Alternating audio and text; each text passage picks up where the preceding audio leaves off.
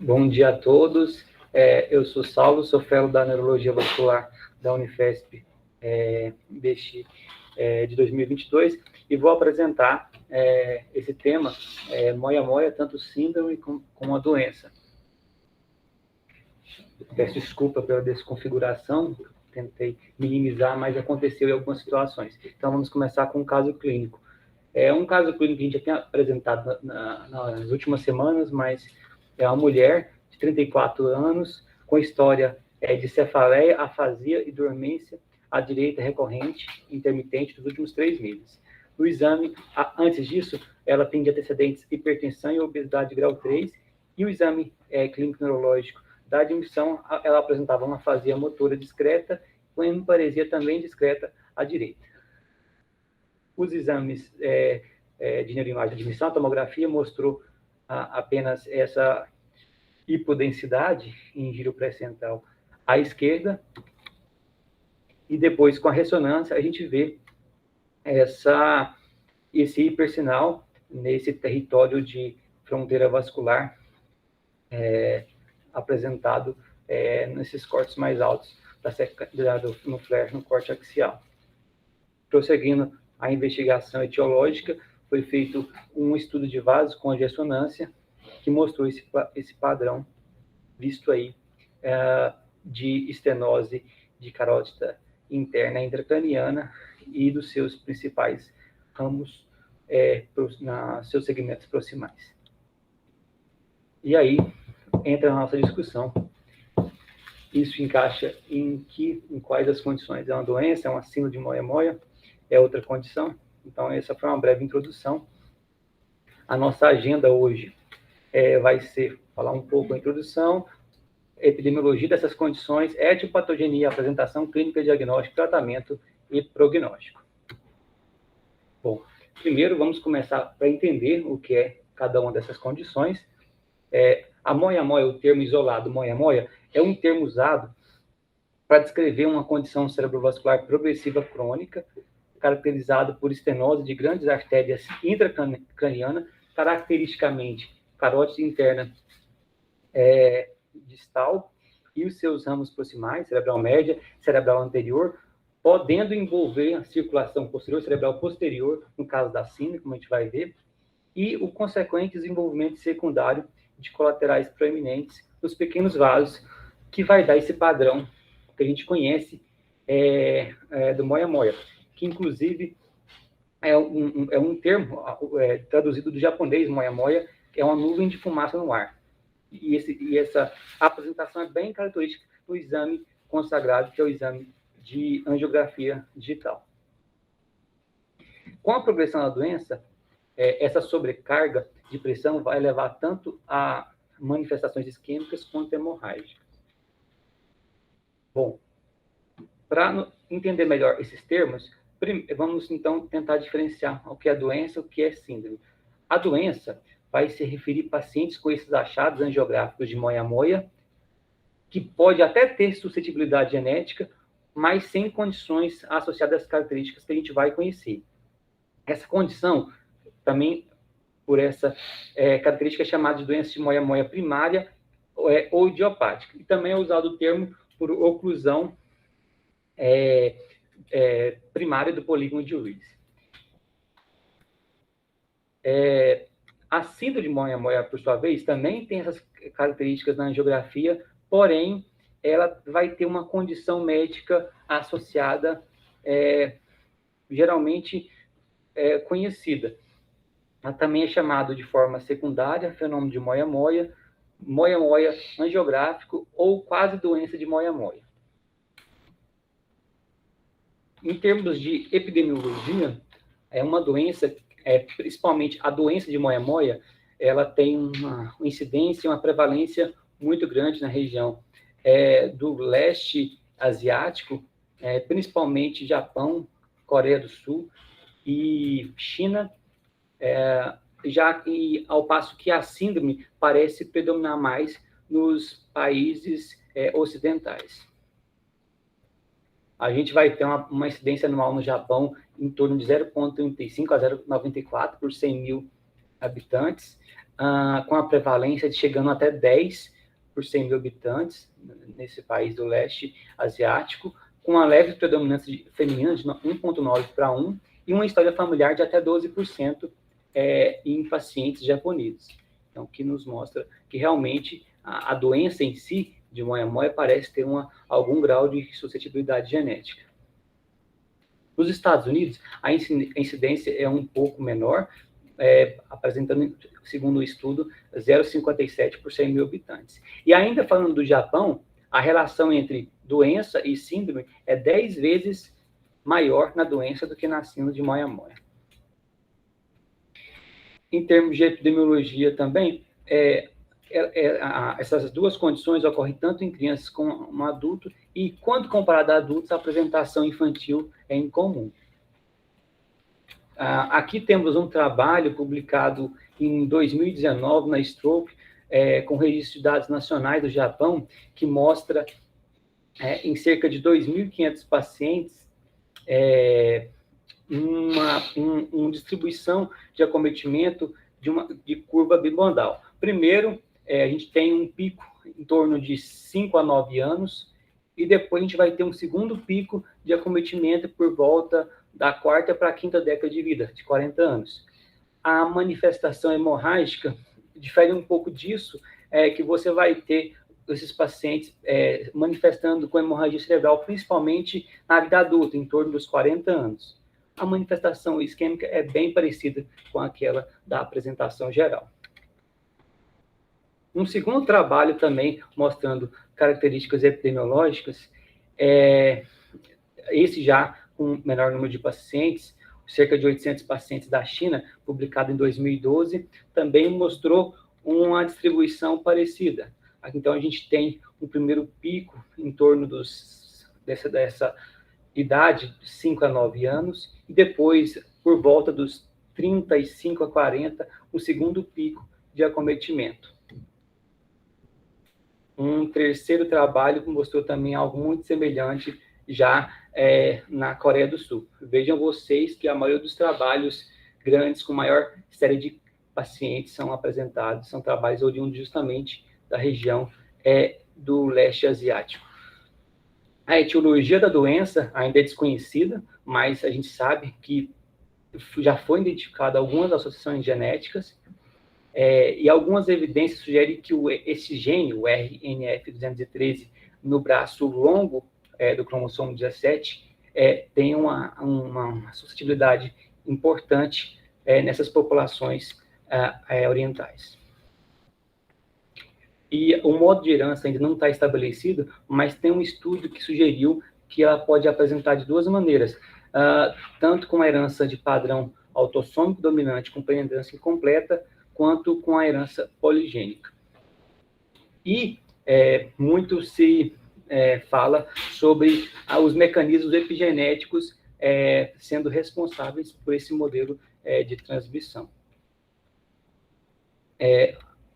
Já a síndrome tem associação com múltiplas condições, como a gente vai ver, e pode implicar em diversos processos fisiopatológicos que vai levar a essas características, anormalidades conhecidas da doença. Então, a tabela aqui desconfigurou também, mas a gente tem grupos de doenças que vai nos remeter a pensar mais na síndrome do que na doença. Então, de miscelânea, a gente tem que lembrar principalmente pacientes que foram submetidos à radioterapia crâniofacial, pacientes aterosclerose, apesar de não estar imbuída na fisiopatologia principal, também tem um grau de associação, e quadros pós-infecciosos. Nas condições hematológicas, é importante que lembremos da doença falciforme, e nas autoimunes, o lúpus mostrou com importante associação, a SAF, a poliarterite nodosa. Nas condições genéticas, devemos lembrar da síndrome de Down, da neurofibromatose, da esclerose tuberosa, e nas vasculopatias extracranianas, lembramos da associação de displasia fibromuscular, cardiopatia congênita. Em outras condições, também devemos levar a associação com doença renal policística. São as principais. Ficaria aqui para lembrar bastante da síndrome de Down, dos pacientes submetidos à radioterapia, paciente com anemia falciforme, e pacientes com cardiopatia congênita. Então, na patogênese dessa doença, a gente vai ter tanto condições associadas, no caso de pacientes com síndrome, e pacientes com algum grau de suscetibilidade genética. Esses pacientes vão ter, de forma ainda desconhecida e idiopática, uma hiperplasia endotelial com espessamento da parede vascular, o mecanismo de reparo com fibrose arterial, consequente estenose vascular progressiva, principalmente daqueles vasos mencionados, carótida intracraniana, carótida interna intracraniana distal, né, e os seus ramos proximais, uma proliferação vascular compensatória, aí tanto com recrutamento de vasos pré-existentes, os vasos, ramos da circulação intracraniana, extracraniana no segundo momento, como uma angiogênese. E, consequentemente, vai causar isquemia cerebral e hemorragia intracraniana. E é importante mencionar que a isquemia cerebral acontece por meio de dois modelos. A gente vai ter, aqui mostrado por histopatologia, tanto por uma hipofluxo na região de fronteira vascular, a gente vê aí tanto o acometimento bilateral na carótida interna distal, na cerebral média, a gente tem uma hiperplasia médio-intimal e associado também com o mecanismo tromboembólico. Você vê aí um trombo se formando na carótida interna e depois já provocando uma suboclusão distalmente na artéria cerebral média, mas um processo mais avançado do lado direito. A apresentação clínica da doença, a gente tem esse trabalho que, para mim, de longe, é o melhor trabalho sobre isso. A gente fez um levantamento bem grande de artigos. Esse trabalho, apesar de ser de 2009, é um artigo de revisão de um grupo de Boston, é um trabalho bem completo, mostra que as principais manifestações são, sem dúvida, as doenças cerebrovasculares, sendo que aí predomina as condições isquêmicas, tanto o ataque isquêmico transitório quanto o AVC isquêmicos. A hemorragia é maior, como a gente vai falar, em adultos e é bem pouco comum em crianças. A gente vai ter um outro grupo de doenças que eu vou comentar mais adiante. Vale ressaltar que a gente vai ter algumas condições associadas no caso da síndrome de Moyamoya. Passando um pouco mais, a gente tem duas cortes, trabalhos retrospectivos. Esse primeiro publicado no artigo no paper, no jornal da Academia Americana de Cardiologia, e o segundo na Stroke, que mostram, primeiro, na população americana, que os principais sintomas apresentados nesses pacientes, tanto com síndrome quanto doença, foram hemiparesia e afasia, e o acometimento mais comum foi infartos em zonas de fronteira vascular.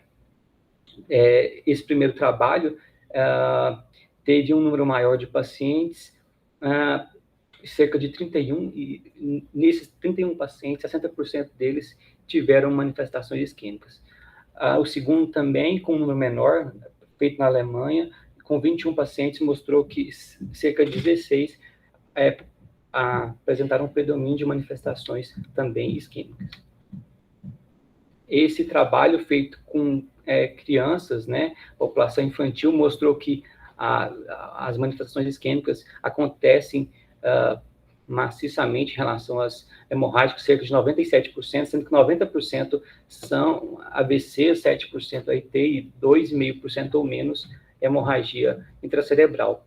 E aqui é importante lembrar que alguns fatores desencadeantes podem estar associados com a isquemia, principalmente choro, hiperventilação, febre, que são condições que diminuem o CO2 e provocam uma vasoconstrição, fazendo-se isquemia. Nas manifestações hemorrágicas, a gente vai ter tanto a apresentação mais comum, que é a hemorragia intraparenquimatosa, mas pode ter também a hemorragia intraventricular e a hemorragia subaracnoideia. A hemorragia intraparenquimatosa acontece mais comumente em região de núcleos da base. A gente vai ter esses vasos na região de núcleos da base mal formados, que são as colaterais, que vão ficar engurgitadas e ao mesmo tempo com a malformação, vai predispor a maior chance de rompimento, já que elas vão estar submetidas a um fluxo de alta pressão na tentativa de suprir aquela circulação da área isquêmica que está prejudicada. Então, essa região é uma região de maior fragilidade, região núcleo da base, também vai ter na região periventricular, possibilitando uma hemorragia intraventricular.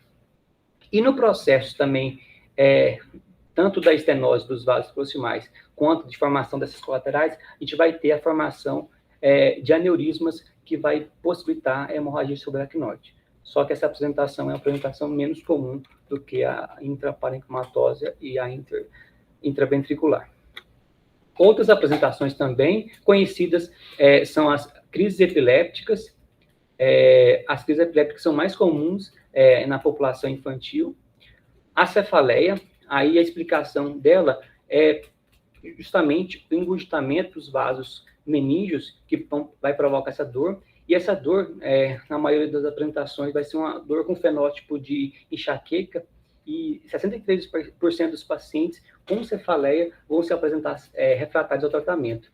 E aqui cabe uma lembrança de uma classe de medicamentos que respondem bem nesses casos, que são os bloqueadores do canal de cálcio. Outras apresentações também possíveis são os transtornos do movimento, principalmente a coreia, e queixas cognitivas e comportamentais. E, em última análise, os pacientes também podem se apresentar assintomáticos. A abordagem diagnóstica envolve aqui principalmente exames de neuroimagem. Cabe lembrar também que esses pacientes devem ser submetidos a uma avaliação laboratorial, excluindo outras condições que favorecem a possibilidade de diagnósticos diferenciais, como a aterosclerose, então descartar aí dislipidemia, diabetes, fazer avaliação para homocisteínemia, mas aqui, em termos de avaliação direta da moia-moia, os principais exames realmente envolvem as técnicas de neuroimagem. A tomografia, como vocês viram lá no caso inicial, é um exame de triagem bem específica para nos apontar para a moia-moia. O que você pode suspeitar é um infarto em zona de fronteira, como foi falado. A ressonância é um exame bem mais sensível, e aqui você também vai desconfiar em infartos em zonas de fronteira. Aqui a gente tem um sinal que é conhecido, apesar de não ser específico, mas é o sinal da ERA, que é esse hipersinal focal serpentiforme, mostrado em uma das setas, e o outro numa fronteira uma zona limítrofe mais interna. Ao lado, na figura B, você tem uma angio-RM mostrando uma oclusão bilateral do segmento M1 das cerebrais médias, né? Então, vocês verem uma doença de moia-moia, com a rede proeminente de vasos colaterais. E a última imagem à direita, em C, você vai ter a hipoperfusão bilateral do território da circulação anterior, poupando apenas a circulação posterior no estudo de perfusão. Uma outra técnica de neuroimagem avançada que nos traz bastante, tanto em termos de ganho diagnóstico como prognóstico, é a ressonância com o estudo de parede de vaso. Aqui você tem uma estenose crítica na carótida interna esquerda, mostrando contralateralmente os vasos colaterais, e você tem na segunda figura, né, que é a T1 pré-contraste, o exame sem o contraste, mostrando a ausência de realce, e depois o exame com o contraste, mostrando realce de parede. Pacientes que têm realce desse contraste no estudo de parede de vaso mostram um pior prognóstico e mostra a progressão da doença, quando comparados com pacientes que não têm realce de parede de vaso. E, geralmente, essa apresentação do realce é um realce concêntrico, enquanto que na doença aterosclerótica é um realce excêntrico.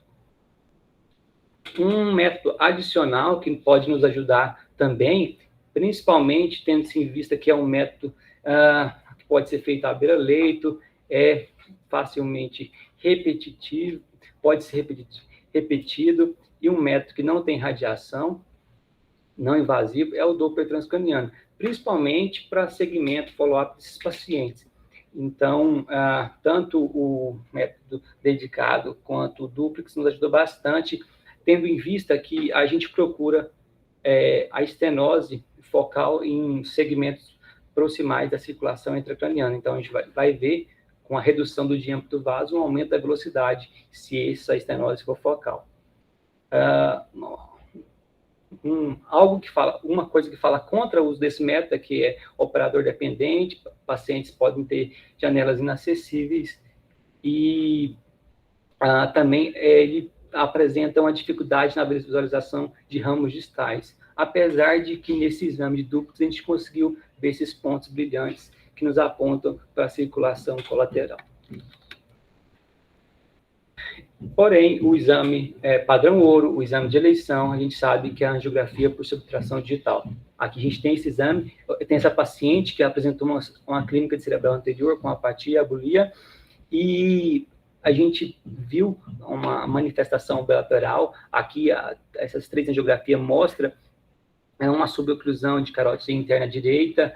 Na cerebral média esquerda, a gente vê também uma estenose grave, e lá em cima, as cerebrais anteriores também praticamente ocluídas. Então, o exame final é o exame mais sensível e específico para esse diagnóstico, o exame de eleição.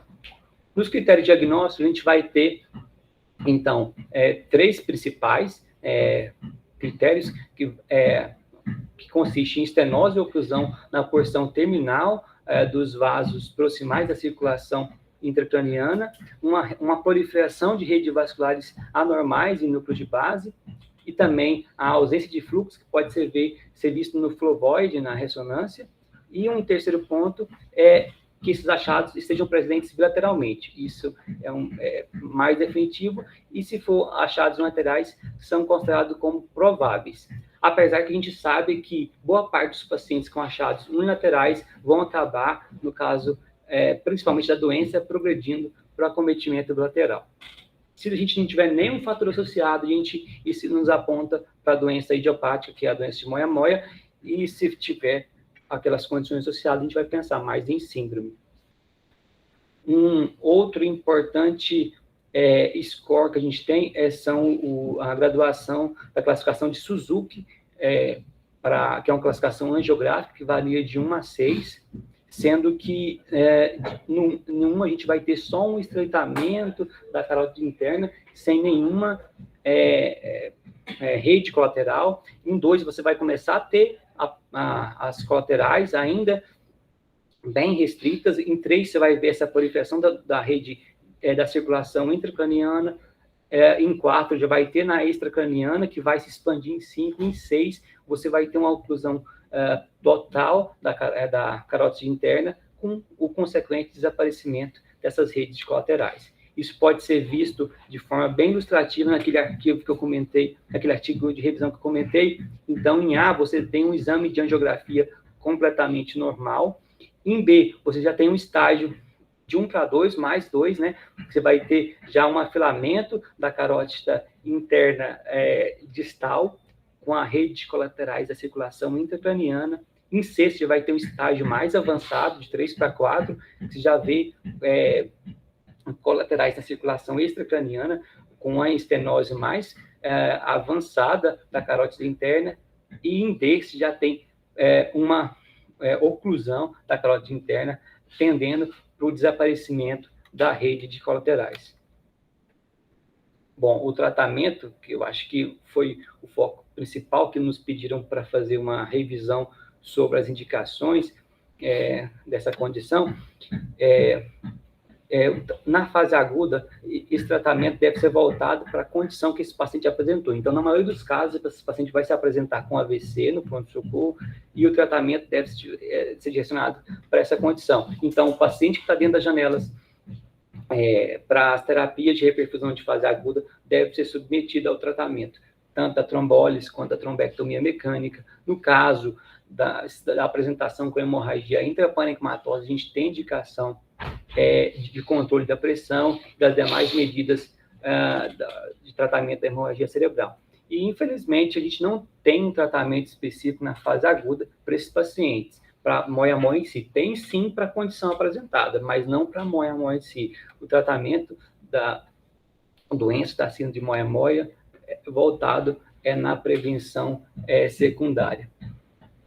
E também, no caso de pacientes com a síndrome, é importante investigar e tratar a condição que está associada a ela. Então, o principal, digamos, exemplo disso é pacientes com anemia falciforme, que tem uma indicação de tratar fazendo transfusão sanguínea para melhorar, que vai ajudar a melhorar também essa condição, a síndrome de moia-moia. Não há tratamento curativo, mas há um tratamento específico com boas evidências para prevenção da manifestação de novos AVCs, que consiste nas técnicas de revascularização cirúrgica. Então, a gente vai ter uma série de steps aqui nesse tratamento, e talvez a opção menos complexa do ponto de vista de intervenção é o follow-up desses pacientes. Então, pacientes podem ser seguidos com avaliações clínico-radiológicas seriadas. Esses pacientes que têm a opção de ser seguidos são pacientes assintomáticos, com exames tanto clínicos quanto radiológicos que não apresenta progressão de doença. Então, um paciente que você vai seguir com estudo, por exemplo, de parede de vaso, e ele, na sua reavaliação, não vai ter captação de contraste, que não vai mostrar que essa estenose não está progredindo, e também sem eventos clínicos. Essa é uma opção para esses pacientes. Aqui eu coloquei o anticoagulante, mas para lembrar de evitar a anticoagulação, em crianças você vai ter a terapia acumulativa, a taxa acumulativa dessa terapia, e também a maior dificuldade de manter na faixa terapêutica, e no caso da população adulta, é a população que mais tem eventos hemorrágicos, então isso também fala contra essa terapia nessas duas populações. Então, a gente tende a evitar a anticoagulação desses pacientes. Uma terceira opção é a antiagregação plaquetária. A gente faz principalmente com AS, é indicada tanto como terapia isolada, em casos em que o paciente tem contraindicação à cirurgia por algum risco proibitivo, ou mesmo quando o paciente se recusa a fazer a cirurgia. As evidências da antiagregação como terapia isolada são menores, e principalmente no contexto pós-operatório. O paciente que é submetido à cirurgia tem indicação de manter com antiagregação por longo prazo, com AS e cilostazol, ou cilostazol.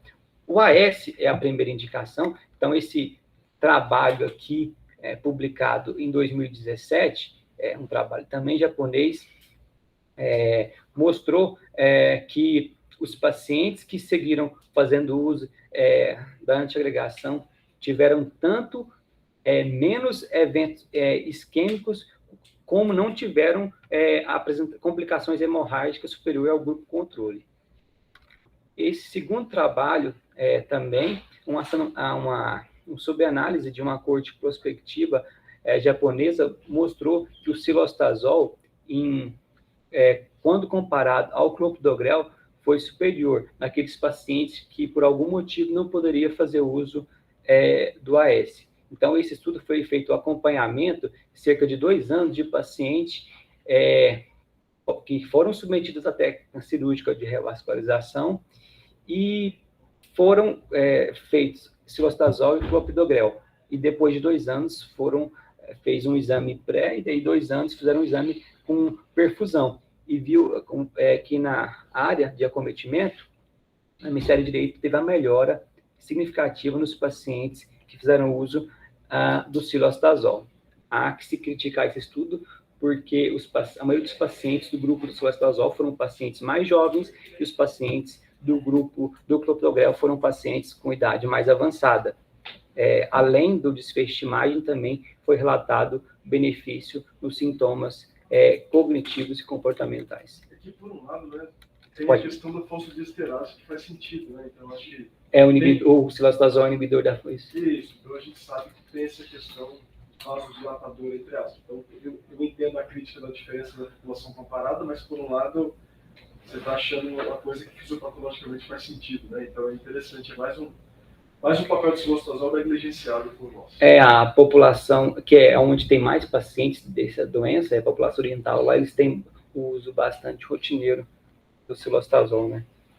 E aqui a grande... E nesses pacientes, esse estudo, ninguém tinha feito o procedimento cirúrgico? Não, foram pacientes, todos os dois grupos foram pacientes operados.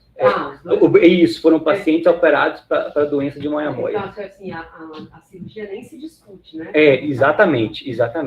Ela só é deixada, assim, de lado, digamos, em pacientes aqui para uso isolado da terapia farmacológica, pacientes que têm um risco proibitivo ou pacientes que se recusam mesmo, porque ela nem é discutida a questão da monoterapia. E no falcêmico, né?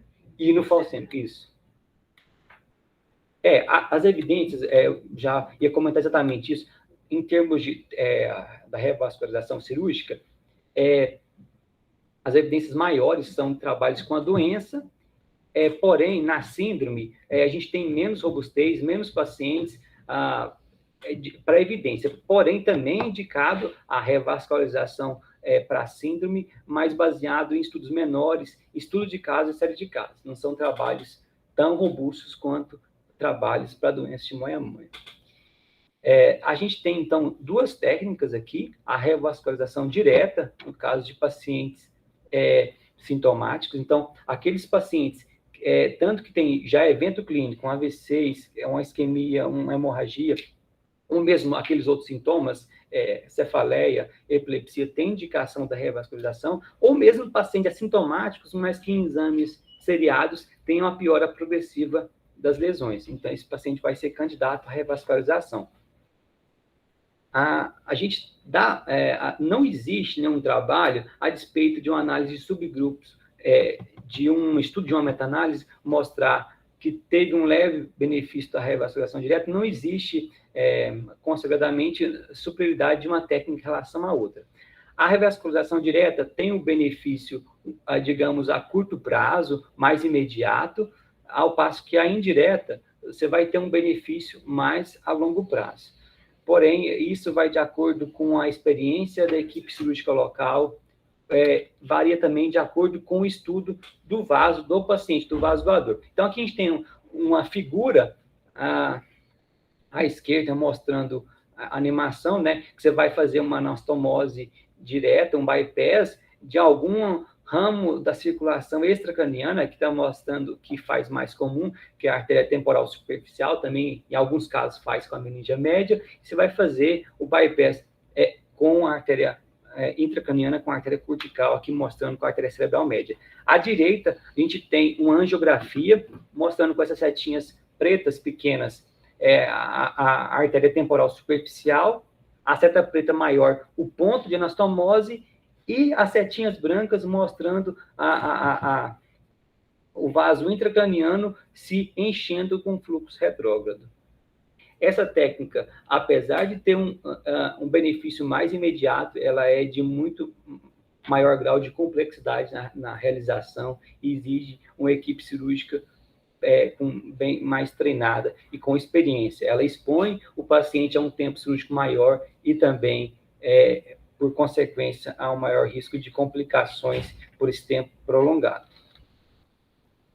A segunda técnica, a gente tem a técnica da revascularização indireta, também a indicação envolve aqueles mesmos pacientes anteriormente citados, são pacientes sintomáticos, que já tiveram algum evento, ou pacientes assintomáticos com progressão de doenças em avaliações seriadas. E aqui a gente vai ter uma série de técnicas. Esse primeiro grupo são as principais técnicas, e no segundo são as técnicas alternativas, mas a gente vai basicamente consistir na exposição de um tecido, de um flap de tecido extracraniano, seja com artéria isolada, dura mater, músculo temporal, e esse retalho vai ser rodado e colocado, vou te mostrar a imagem que fica melhor isso, esse retalho vai ser rodado e colocado direto em contato com a superfície cortical. Na primeira figura à esquerda, a gente tem aqui, então, um paciente que realizou uma craniotomia e uma durotomia, expondo o tecido cortical que deseja receber essa circulação, esse tecido que está em sofrimento isquêmico. E na segunda figura à direita, a gente vai ter já esse tecido extracraniano, esse enxerto colocado com a sutura dele junto à dura mater, que vai estar para fazer o contato com a superfície cortical desejada. Uma terceira opção aqui, para casos reservados, mostra que apresentou evidência apenas esse trabalho de 2014, foi a técnica combinada. Ou seja, você faz tanto a revascularização com a técnica indireta quanto com a direta, para ter os dois benefícios, tanto o benefício a curto prazo, quanto o benefício a longo prazo da técnica indireta. Como eu disse, só teve um trabalho que estudou, que fez essa técnica combinada. Tem o benefício de ter as duas coisas, porém, também envolve um tempo cirúrgico maior e mais complicações. A gente tem duas grandes meta-análises analisando o benefício das técnicas cirúrgicas, né, que hoje em dia é praticamente inquestionável para esses pacientes selecionados. A primeira meta-análise foi feita com cerca de 2.500 pacientes, 10 estudos, e mostrou que a cirurgia, esses pacientes tiveram não apenas menor número de eventos isquêmicos, como também preveniu eventos hemorrágicos, tanto a médio quanto a longo prazo. E essa segunda meta-análise foi feita com menor número de pacientes, cerca de 2.300, porém com maior número de estudos, com 20 estudos. Também mostrou algo bem semelhante.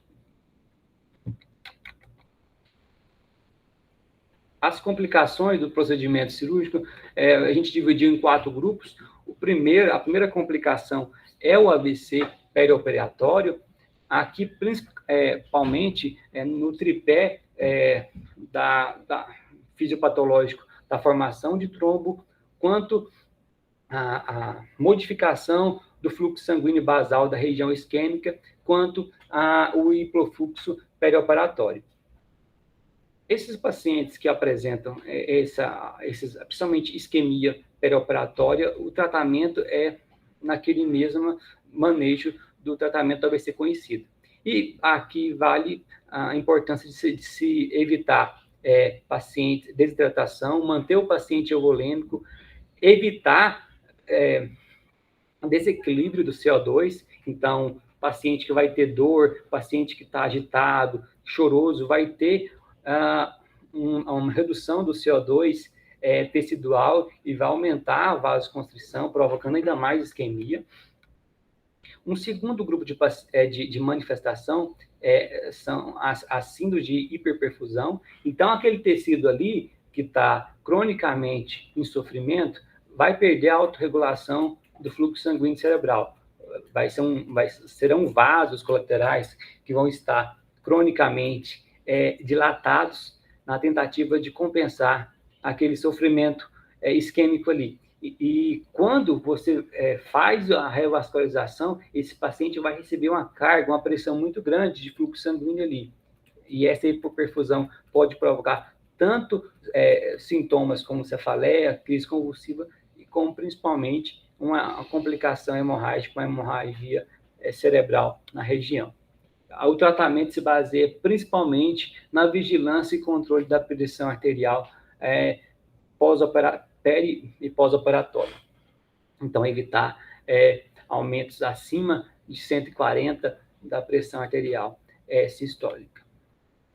Um terceiro grupo de complicações do procedimento cirúrgico envolve os chamados déficits neurológicos tardios, que são aqueles déficits que acontecem geralmente após 24 horas do procedimento e que duram cerca de semanas a dias. Podem ser déficits neurológicos focais, manifestações motoras, sensitivas ou mesmo sintomas cognitivos e comportamentais, A fisiopatologia não é muito conhecida, mas acredita que seja um misto entre hipo e hiperperfusão. Um quarto grupo seria a miscelânea de complicações, seria outras complicações, e aqui se encaixa principalmente a epilepsia e a cefaleia no contexto de pós-cirurgia. Então, eu acho que o objetivo final dessa aula foi trazer as evidências atuais, né, do tratamento dessa condição. Aqui eu trouxe, eu acho que 2 contrapontos, um mais ocidental, que é o da Academia Americana, né, de AVC, o guideline de 2021, que é o mais recente para AVC isquêmico, e a gente tem no grupo de Moyamoya 2 recomendações principais. Então, com nível de evidência e com grau de recomendação 2A, a gente tem em casos de pacientes com doença de Moyamoya, e aqui também acaba se estendendo pacientes com a síndrome e história de isquemia, seja AVC isquêmico ou ataque isquêmico transitório. As técnicas de revascularização, tanto direta ou indireta, pode beneficiar, então, esses pacientes na prevenção secundária de doença cerebrovascular isquêmica. Uma segunda indicação, nível de evidência também, com indicação, apesar de ser 2B, mas também com nível de evidência, mostra que o uso da terapia antitrombótica, a terapia antiplaquetária,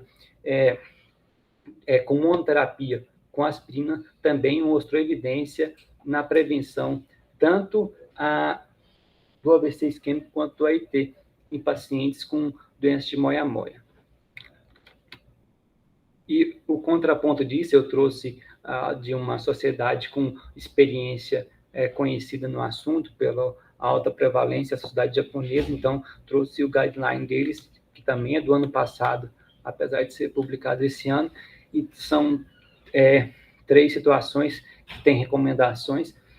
Primeiro, no tratamento cirúrgico, então, pacientes, o tratamento cirúrgico é altamente recomendado para esses pacientes. E, além disso, no pós-operatório, também está recomendado o controle adequado da pressão arterial para evitar aquela síndrome de hiperperfusão nos pacientes submetidos às técnicas de revascularização. O tratamento medicamentoso, então, eles têm a recomendação para seguir o tratamento do AVC com a evidência já conhecida. Então, paciente que tem AVC isquêmico deve fazer a trombólise dentro da janela terapêutica. Pacientes com a hemorragia intraparencimatosa deve fazer o controle adequado da pressão arterial. E para prevenção secundária também tem a evidência do uso de antiplaquetários. E uma terceira recomendação também que se faz no manejo na hemorragia, que a revascularização cirúrgica também se mostrou razoável na prevenção também das manifestações hemorrágicas no contexto da doença de Moyamoya. Para finalizar, concluir o prognóstico, a gente tem várias evidências que tende a ser uma doença progressiva tanto em crianças como adultos, e em pacientes que não foram tratados e acompanhados a longo prazo. A gente teve um desfecho ruim em até 2/3 desses pacientes com déficits neurológicos progressivos, e essa taxa de progressão varia substancialmente entre população e população, entre população asiática, população hispânica, população afro-americana, e também varia entre as faixas etárias, sendo de pior prognóstico em crianças que têm manifestações em idade inferior a 6 anos. E aqui as referências bibliográficas, coloquei a maioria, não consegui colocar todo, mas obrigado.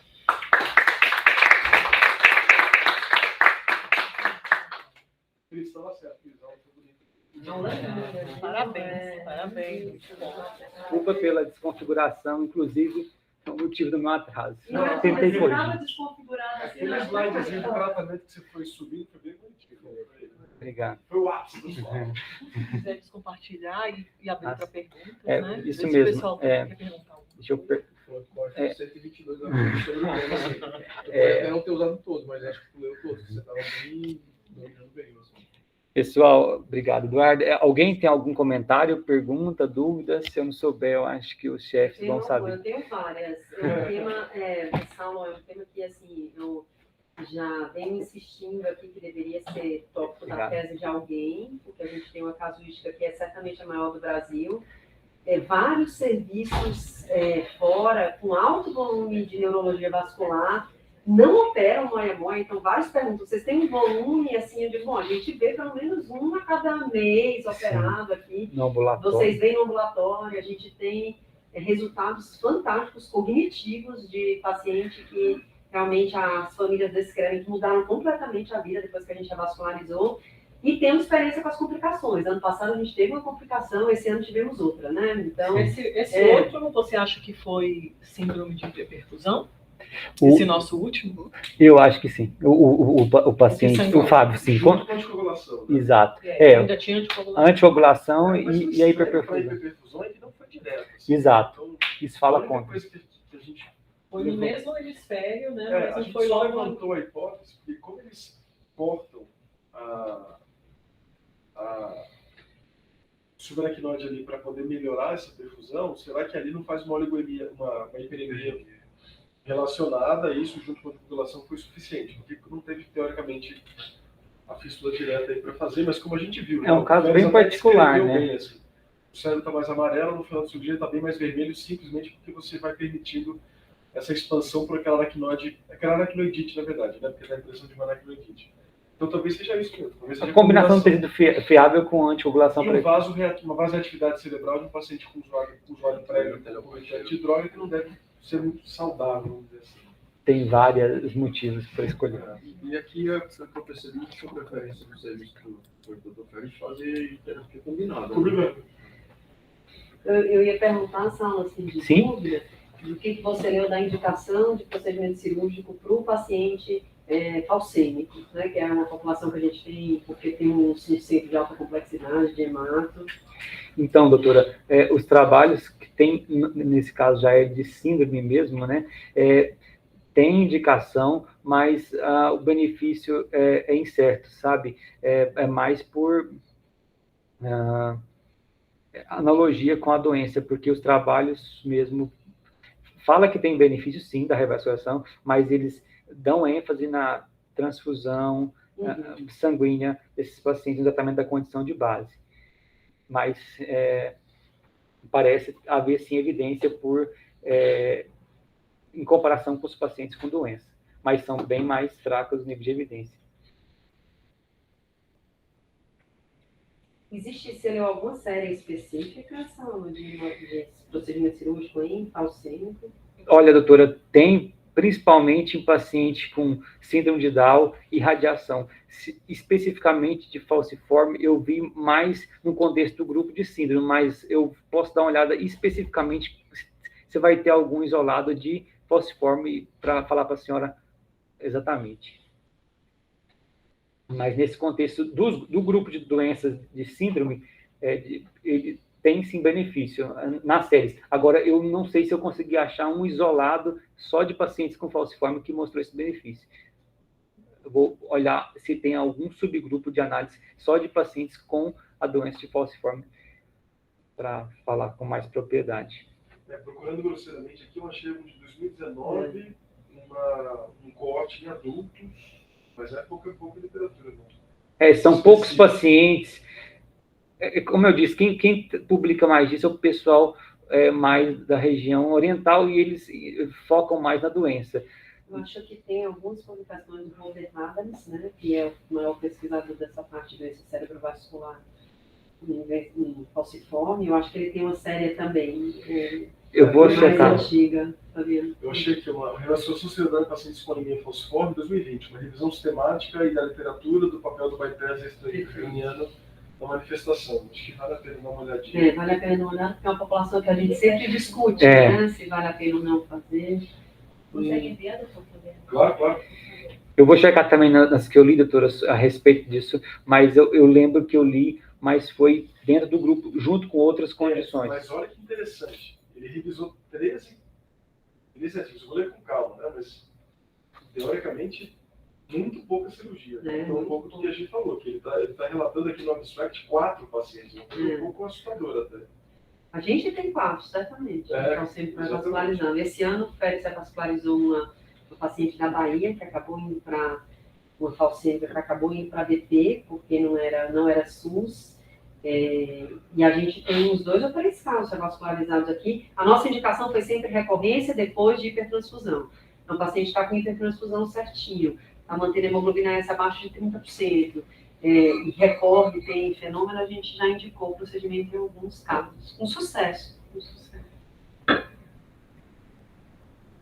Muito bom, Muito bom. Obrigado. Obrigada, pessoal, por ter participado aqui com a gente, viu? Sim. Geralmente as síndromes são, os trabalhos são menos, são série de casos, o relato de casos, mas são com 20, 30 e poucos pacientes, aí tem subgrupos de 3, 4 com cada uma das condições, mas eu vou me até olhar exatamente sobre esse grupo de falciforme para falar certinho, mando no grupo. Você tem uma experiência da trombólise no paciente com... Eu também fiz. Mas a trombólise, mas eles recomendam, tanto assim, principalmente a academia japonesa recomenda, fala que tem... Mas o chefe Infelizmente, nunca passei por essa. Nunca passei por essa. Ainda bem. Eu não quero passar, o risco é a circulação colateral, aquelas colaterais pequenas, distais, elas sangrarem, o risco é esse. É uma rede de colaterais hiperdesenvolvida. Aqui, ó, tem baixo nível de evidência com grau de recomendação C pela diretriz japonesa. Eu acho que o que mais me incomoda é a fisiopatologia do fenômeno, porque se você está pensando numa isquemia que aconteceu por hipoperfusão, que muitas vezes numa hemorragia, por que você vai dar trombolítico, né? Sim. Então, é a mesma coisa, entrou na diretriz também, Saulo, na nossa diretriz de tratamento agudo, que, por exemplo, doença falciforme não é uma contraindicação para trombose, você pode fazer, né? É a mesma coisa, se é um AVC isquêmico que você acha que aconteceu porque tem um trombo, que é isso que você está tentando dissolver com o trombolítico, eu acho que é razoável. Então, você faz lá, tem um stop proximal, ou então não tem moia-moia, eu acho que no falcêmico você tem que fazer, né? Porque o falcêmico pode fazer evento por outras causas. Sim. Mas quando você imagina que o fenômeno é hipoperfusão, por exemplo, no falcêmico, a indicação é exsanguíneo-transfusão, né? Então, você vai tentar melhorar a perfusão ali, fazer sanguíneo-transfusão para diminuir viscosidade, e às vezes precisa fazer sangria, né? Para você diminuir falcização e também não aumentar a viscosidade juntos. Então, a gente já discutiu alguns casos aqui no pronto-socorro, que a gente é um pronto-socorro de alto volume de hemato, de paciente com moia-moia agudo, e com sintoma agudo e com doença falciforme que a gente não indicou trombólise. Chegou na janela e a gente fez hipertransfusão e os pacientes ficaram bem. Tem 2 ou 3 casos. Então, apesar de não ser contraindicado, né, se você viu coágulo, eu acho que você tem que fazer. Mas eu acho que se eu visse só realmente o padrão moia-moia, sem evidência da oclusão arterial, eu pensaria muito em não fazer e otimizar a parte hemodinâmica. Hidratar, deitar o paciente, por aí. Outra angústia que chegou ontem também foi o paciente com hemofilia e AVC isquêmico. Chora. A nossa sorte é que estava fora de janela e não tinha stop proximal, então ele não tinha indicação nenhuma de intervenção. Chegou com 29 horas de nota-feira. Mas é uma angústia parecida. Chega dentro da janela. Isso, você vai dar fator 8 e trombolizar, são as coisas meio paradoxais. Aí você tem que bater um papo com o hemato e pesar bem o benefício. São 2 situações meio estranhas para a nossa realidade, mas isso que acontece. Muito bom, doutor Saulo, muito boa.